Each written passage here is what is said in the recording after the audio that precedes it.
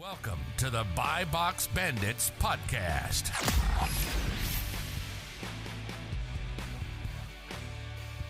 What's up, everyone? Welcome back to the Buy Box Bandits podcast presented by Seller Amp. As always, make sure you guys check that out if you haven't already. Today, we have the ASD recap for this year with our friend Corey, who's taken the Amazon Twitter space by storm. Probably the most concise and thoughtful information on all of Amazon wholesale Twitter. So you guys make sure you follow him as well. But Corey does a whole bunch with wholesale. We've done a prior episode 2 months ago. Definitely check that out for more of his story and everything. But today we want to dive deep into, his experience and just talking about how you guys can best utilize trade shows and everything. Thanks for joining us. What's going on, Corey? Yeah, guys. Thanks for having me back. Looking forward to it. So definitely think we can get into some good stuff about trade shows and ASD in particular. Sure. Yeah. So for the person that clicked on this video and has no idea what ASD is, can you fill us in just kind of the overall view? Yeah. So ASD, I could be wrong on this, but I believe it stands for Affordable Shopping Destination. I think which is that really what it is? Yeah, which is crazy. Because it sounds like it's the name of just some like big discount store or whatever, but it's not. So it's actually one of the biggest, if not the biggest, B2B wholesale trade shows in the world. And it's held twice a year in Las Vegas at the Las Vegas Convention Center with well over 1,000 different, usually like brands, distributors, wholesalers, just suppliers to the retail trade will get booths. They'll display the products that they sell, and then they're there to do business, right? So a lot of people are walking up to their booths, placing orders, and really just trying to buy some good inventory while they're there. Sure. And so what did you expect? So this is the first conference you've been to, right? So it was the first ASD that I'd been to. I went to a trade show a year and a half ago called Outdoor Retailer, which was just like an outdoor industry trade show that was in Denver. And so that was my first real one. But honestly, that was more or less just to get my feet wet. Like didn't see a ton of results from that. I'd really consider ASD my first one, where it's like I went there with the intention to really, really make some good connections. So I think this year, this session, it had probably the most buildup out of any of the other ASD, because it's been going on a while, right? People have been going to ASD for a long time. It's been happening since the 80s. I didn't realize What's up? ASD literally has been happening since the 80s. That was one of the vendors we met there told me that he's been exhibiting at ASD since like 1986 or something like that. Right. Yeah. And so I think from a social media perspective, this one got hyped up quite a bit. Do you think in your experience that lived up to the billing? What was it? What did you experience compared to what did you expect? What sort of planning did you put into it? Take us through the whole. Yeah, so I mean, really with any trade show, it's going to be what you make of it. I mean, if you show up, you put in the work, you make connections, you're networking, you're working the room, like it's gonna pay for itself many times over, most likely.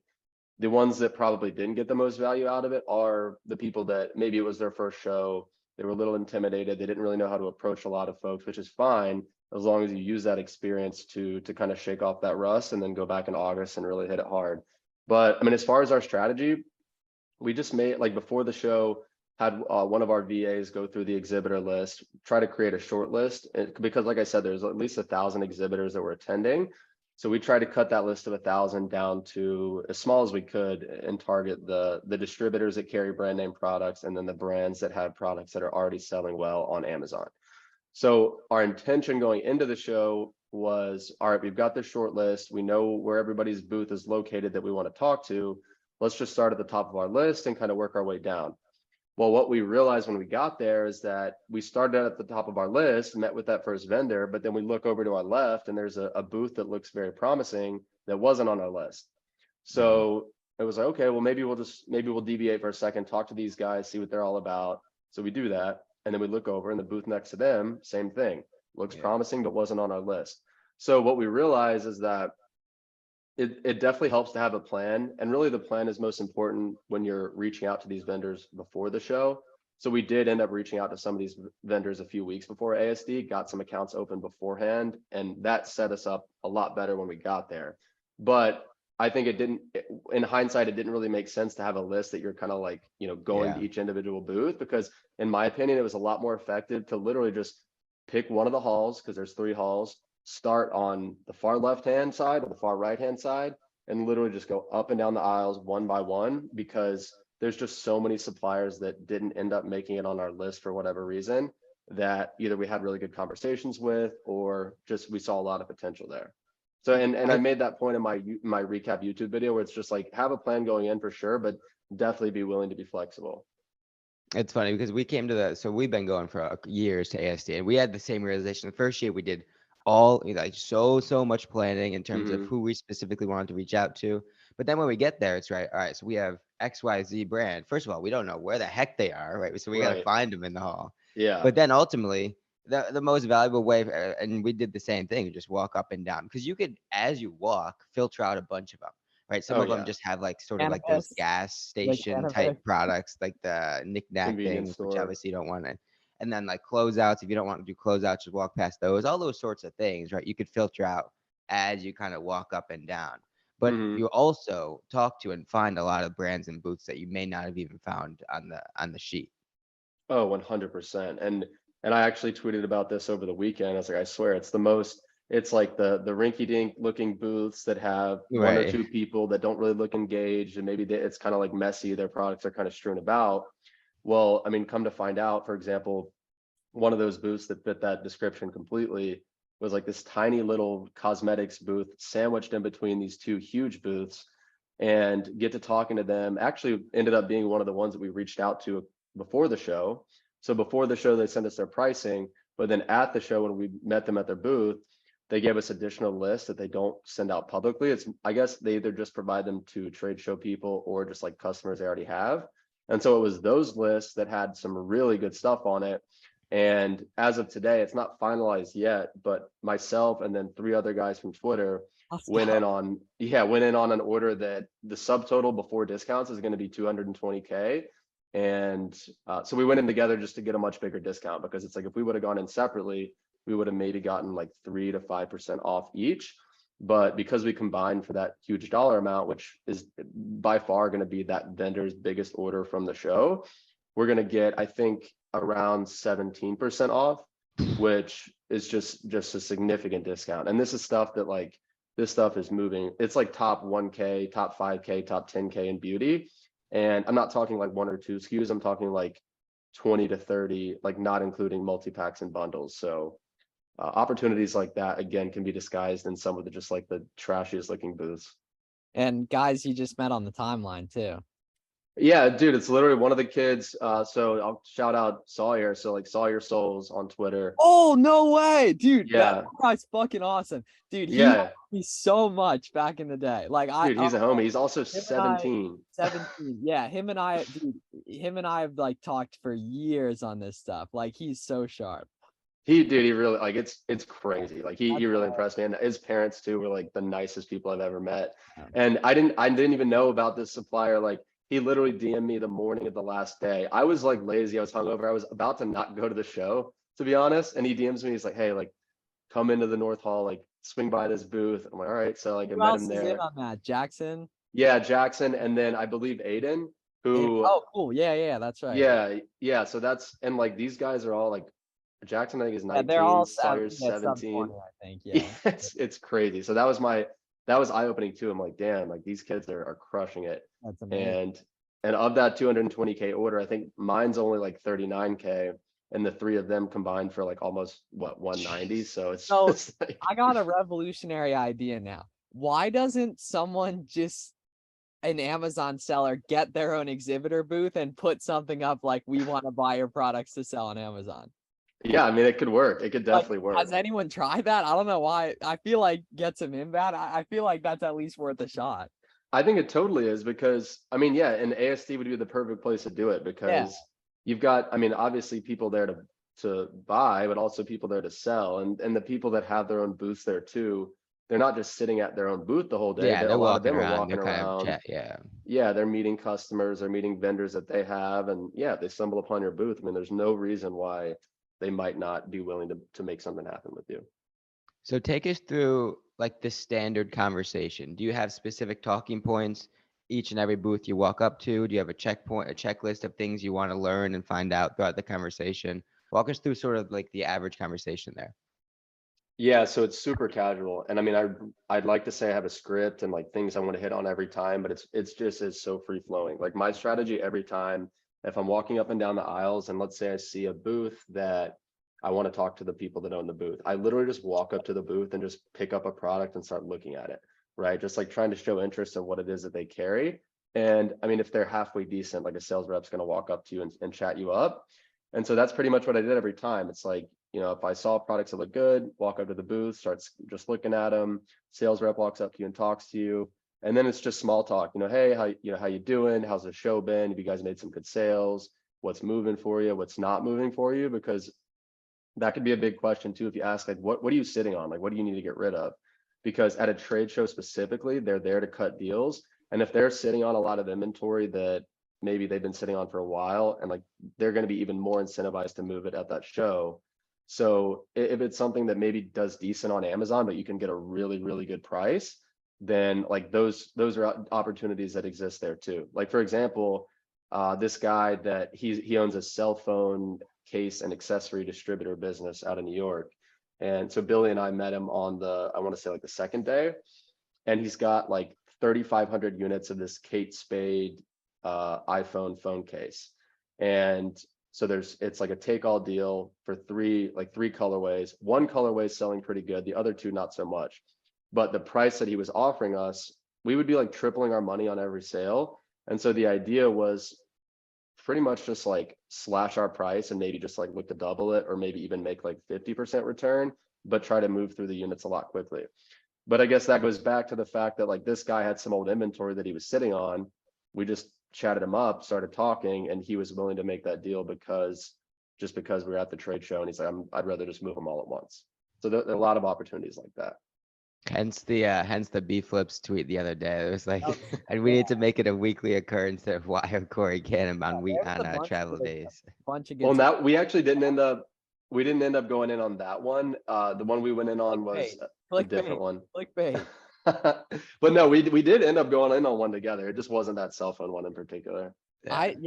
When you're around like Amazon heads, it's so much easier to make content too, because you're talking natively around stuff. It's so fun. It's gonna be great in August and or at the ASD. Once again, what was your fit? Because we saw a variety of fits. Some people going a little bit more formal, some people going completely informal.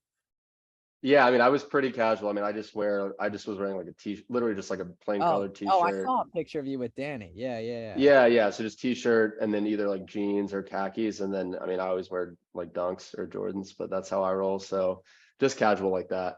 And yeah, I mean, there was like, let's just put it this way. You could pretty much wear just about anything and not be an issue. But if you show up in a suit, you're honestly going to look like an idiot because nobody there is like that formal.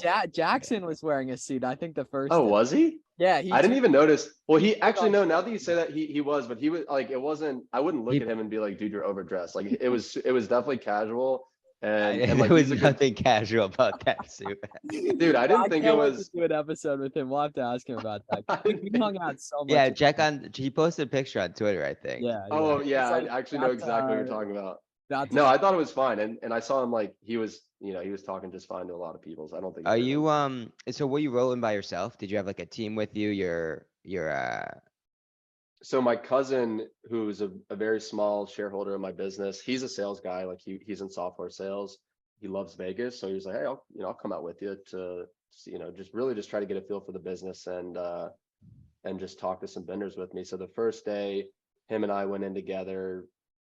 He was more or less trying to get a feel for how to approach these conversations, what to say. And then by day 2, we were doing some dividing and conquering, where he was going off on his own. Each of us, our goal was, I think, to get like at least 15 to 20 new contacts that day each. And he did a great job of that. So yeah, that's how we approached it. You get recognized at all? I mean, yeah, actually at ASD, quite a few guys, more so just like kind of on the floor. Yeah. And then on the last day when I was kind of like power walking back to the hotel to try to make my flight, I ran into a couple of guys like on the sidewalk that recognized me, which was pretty funny. I was like taken very off guard. I'm sure in Miami a bunch. Cause you were at you were. Well, yeah, but that's because like just the guys there. Like I feel like that's like our crowd, you know. Definitely. Yeah. Any casino links that you can share on podcast? Any any tips and tricks for that? I actually didn't gamble at all. So I love gambling. Like I'm not against it in any way. I love playing blackjack, but this is what happens. It was, I guess, Sunday night or Monday night, because it was the night before we were leaving. We'd gotten dinner, and then afterwards we were just chilling in the casino, like me, my cousin, and then Billy. And me and Billy go to the ATM to try to get some cash out. And my debit card, like it was saying limit already reached, which is weird because I hadn't taken out any cash. So I tried to take out $500. I tried to do it twice, and both times it just wouldn't let me do it. So I'm like, you know what? This is a sign, because I know for a fact I would have lost every dime anyway. So I just literally walked away and just sat at the table and watched my cousin and Billy gamble for like an hour. Did you go to In-N-Out? No, I didn't. Last time I was there, we did. I know I love In-N-Out. We ate really good while we were there, so I probably should have on the way to the airport, but I didn't. How So many they don't have In-N-Outs on the East Coast. So No. that's the yearly ritual. Whenever we go out there, we go to In-N-Out. is it? Yeah. Oh, there love an- In-N-Out.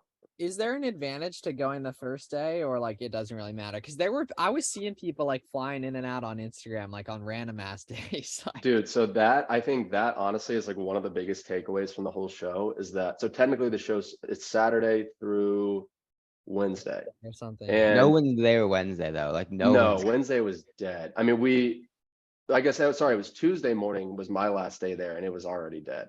But I think like the move is get there. Like you want to be walking in the door at 9 a.m. on Saturday. Now the issue is Saturday is technically like a VIP buying day. So you either have to be, we were trying to figure it out. You either have to be like invited by one of your suppliers, or there's some barrier to entry to get there on Saturday. But it's my understanding that like Saturday is when like literally like Goodwill's buyers are there buying, and like some Walmart buyers are there buying, like really, really big buyers are there on Saturday. So if you can somehow get in on Saturday, I mean, I truly think that if you approach Saturday correctly and you can get in, you could literally fly home on Saturday night. Like I just think that the opportunities there are that they dwindle by the day, but there's still a crazy amount. So it's like if you get That's a there good way to put Saturday, it. crush it, spend a shit ton of money, you could leave that night. But What yes, oh my bad. What was the ratio of like orders placed versus just contacts made for now making orders this week or next week, future month? so yeah, so really only place I think 1 or 2 orders like at the show, like on the floor.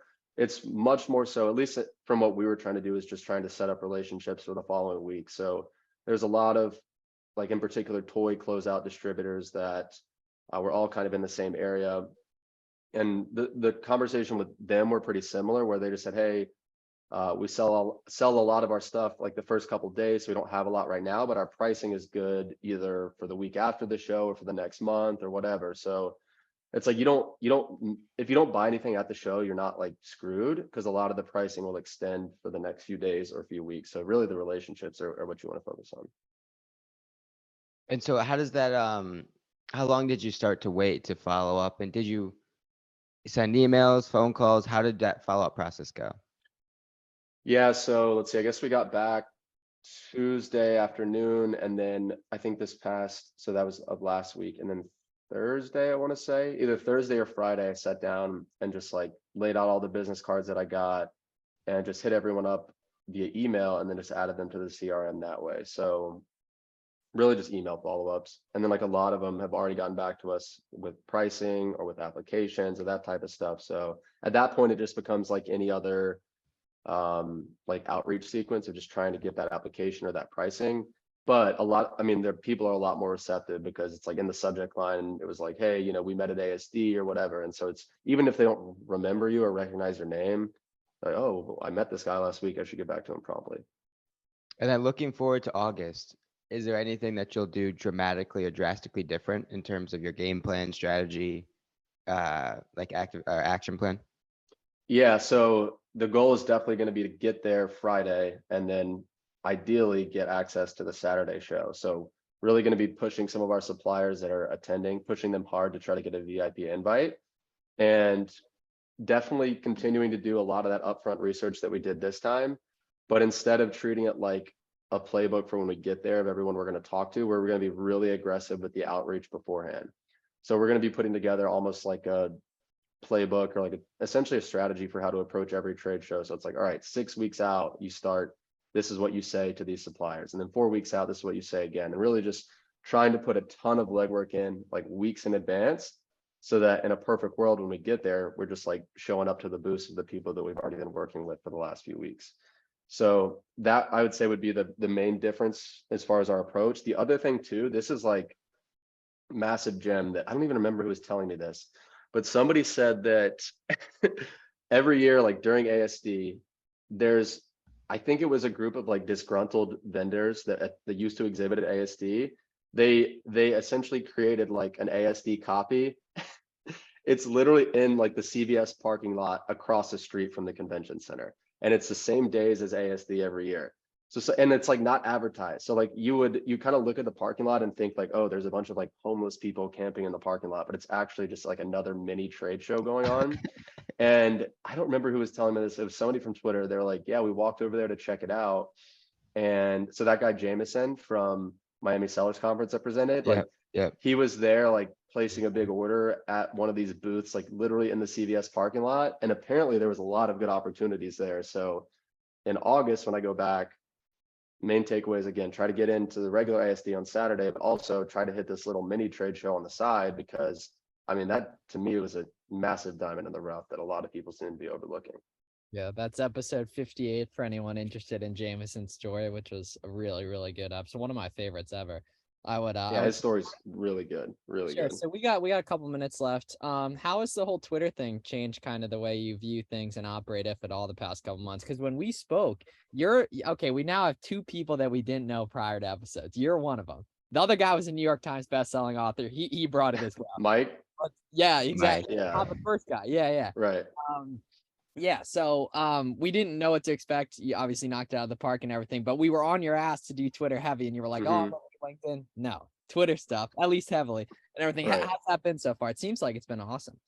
Yeah, I mean, I was telling somebody this the other day. I mean, I think the two best business decisions I've ever made in my life, and you could honestly, they're interchangeable as far as like which one was more important. And I think one of them was starting to sell on Amazon back in 2017. And the second one was getting active on Twitter in January of this year. I mean, really, I think it was that important as far as like the doors that it's opened up, the connections I've made. I mean, I don't know if you saw my tweet from this weekend, but I've literally had 4 different new suppliers cold DM me in the last 30 days. Oh, I saw and that. Fire. Yeah. Yeah. And of those 4, one we were actively placing orders with. 2, or the second one we're most likely going to start placing orders with this week. And then it's just like guys have been just like giving me tips. Like somebody DM'd me the other day, like, hey, I know where your supplier, like I know who your supplier's supplier is, like here's their information. I'm like, oh shit, like that's very clutch. So it's just like opportunities like that, and also collaboration opportunities too. I mean, Yeah. I think like to kind of draw a parallel to the real estate world, I mean, like in real estate, it's so common for if somebody brings a deal, then someone else brings the money, and you're 50-50, and it's just like a lot more collaboration in an industry like that. And I feel like for whatever reason that was not really a thing in the Amazon world, at least maybe not until recent. Well, yeah, exactly. Like I'm sure it's going on, but now it's more like, people are a lot less, I guess, secretive about their suppliers. And I mean, obviously there's a point where you share and a point where you don't, but it's just, meeting people who are willing to go in on those bigger deals together to get discounts and just work together to do something that you couldn't do by yourself. I think the third one on that list is coming on Buy Box Bandits the first time. Yeah, for sure. Well, I think that and like the Twitter go hand in hand. I mean, I think that was a springboard. And Chris Potter just threw us all of Oh the yeah, top of the century with that. Well, I was kind of on his ass. I'm like, Chris, because I know him through MDS, and I saw his, and I don't even know how I found Buy Box Bandits. I think it was on like my Discover, like on my podcast page or something. And I was just there's like, enough episodes out there. You're bound to get hit by one of them at some point. Him to hit us up about it. Yeah, I did, because wow. I reached out to Chris on Facebook because because I've been friends on Facebook with him. Boomer stuff, dude. Yeah, I messaged him on Facebook and I said, hey, like I heard you on this podcast. 1, you did a good job. 2, like they're younger guys, so I can definitely relate to that. And it seems like, because I listened to a lot of your episodes at that point, I'm like, they don't have a lot of not wholesale content, but just didn't have a lot of like wholesale guys. So I was like, can you make an intro? Because I think I can provide value. And he's like, yeah, I only know him on Twitter. So like, I'll kind of put you in a DM. I'm like, well, dang, that means I gotta like throw a profile picture on my page and like add a bio. Cause I was like, 0 tweets, 0 following, 0 followers, no be profile picture. It's actually funny because when I told Miles that Chris had recommended you, I was sure Miles was gonna be like, nah, I don't want him. Why? Because my Because profile? because you had nothing, right? You had Yeah, no right, profile, right, you right. had Don't know what no to expect. You know what I mean? Because like, exactly, yeah. yeah, like. And so I was almost sure when I told Miles about you, he was like, yeah, nah, we'll do something else. But he was like, I don't yeah, know. sure, I let's do trust it. Chris. Yeah, I trust. And then when was that? That was like early January, I think, when we That was were like January like Couple 8th months, or yeah. January 8th 10th or or something. something. Yeah, because it was right before we all got together in PI. That's right. With that. Cool. Okay, yeah. And then we got a hot box. We all got 11 o'clocks with it. But Yep. everyone go follow Corey on Twitter. It's a lot of fun. See everyone in the next episode. Have a great day.